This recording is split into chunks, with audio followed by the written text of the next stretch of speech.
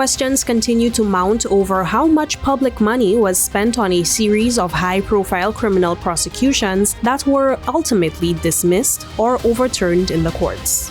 This 284 Media News Update is brought to you by VI Motors Limited, a proud Napa franchise with an expert service department and reliable Toyota and Honda vehicle sales. It seems as though the people of the British Virgin Islands may never know the figure of thousands or even millions of dollars spent by the government of the Virgin Islands through the Office of the Director of Public Prosecutions (DPP) over the last few years for major cases lost in the High Court. On several occasions, at press conferences and other forums organized by the government, senior journalists including veteran Zan Lewis has probed the issue and sought answers from Premier Dr. Natalia Wheatley and at times Financial Secretary Jeremiah Frett on the amount of money spent on cases involving Wade Smith, Lorna Stevens, Pamphil Prevost, Simon Powers, Marley Sebastian, Najan Christopher, and Myron Walwyn. All of these persons were arrested, charged, and taken before the court and prosecuted by UK King's Counsel Sandip Patel, who represented the DPP's office and lost all the cases. The DPP, Tiffany Scatliff, has also unsuccessfully appealed these cases. Another case against Pasha Stout is still pending. During last Wednesday's Virgin Islands Voice, the Premier was asked again to provide answers to those questions. Attempts were made by the Financial Secretary to get the information. It was explained at that particular time why the information could not be shared. So we are a government of laws, and when the DPP says to me that for these particular reasons, and some of them actually quote in law, that the information cannot be shared, as a responsible leader of government, I have to respect that. Could you tell me the laws that govern that? Could you tell me the laws that govern that? And let me just say this to you, Zan. That discussion was had in the presence of the governor.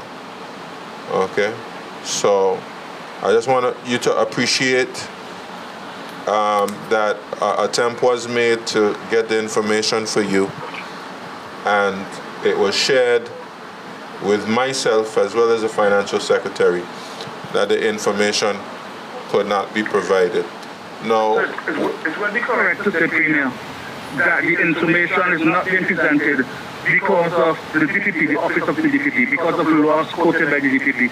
So you are interested in sending out information. The Financial Secretary is interested, but the DPP is not, correct? No, I've already said what I had to say on that. But, John, you must appreciate we have a show on a particular topic. You have completely thrown us off our topic and the purpose for the show tonight, and I appreciate that this is information that you've been trying to get. I understand that, but what the acting director of communication said is correct. We'll have to communicate with you directly as it pertains to any further information on this particular topic. In a statement issued last week, Scatliff addressed growing public and media scrutiny surrounding the appointment and remuneration of Patel. According to Scatliff, Patel was appointed in 2022 as a special prosecutor under Section 59(3) of the Virgin Islands Constitution Order 2007. She explained that Patel continues to assist in a number of ongoing matters linked to the Commission of Inquiry into Governance in the British Virgin Islands, including appeals that remain active before the courts. The DPP said requests from members of the media seeking details on Patel's remuneration involve what she described as sensitive materials connected to criminal prosecutions. Scatliff argued that the disclosure of such information could create risks to prosecutors, the operations of the DPP's office, and broader national security interests. Citing the legal principle of public interest immunity, the DPP stated that details surrounding Patel's compensation and ongoing matters cannot be released. Scatliffe maintained that her office has consistently acted in the best interest of the territory and remains committed to preserving justice, integrity, and the rule of law of the Virgin Islands. Jacko Wooding-Donovan, 284 News.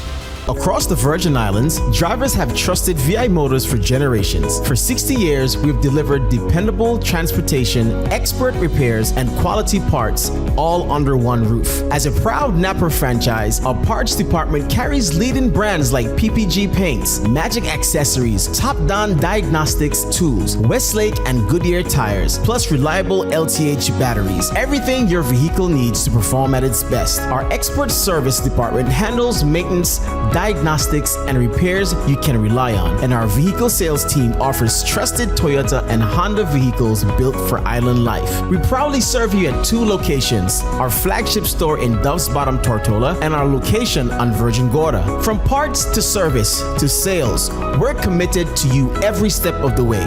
VI Motors, service beyond the call, serving the Virgin Islands for 60 years.